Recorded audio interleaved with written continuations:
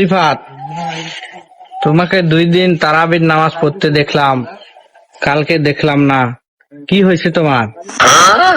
ভাই 2 দিন ধরে তারাবির নামাজ পড়ে হাঁটুগুলা ব্যথা হয়ে গেছে, এই জন্য কালকে যাই নাই তারাবি পড়তে।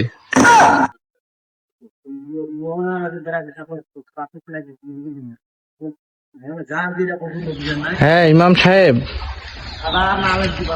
কি বললেন? ও, আজকে তারাবির পরে বিরিয়ানির আয়োজন হবে? ও ঠিক আছে, আচ্ছা।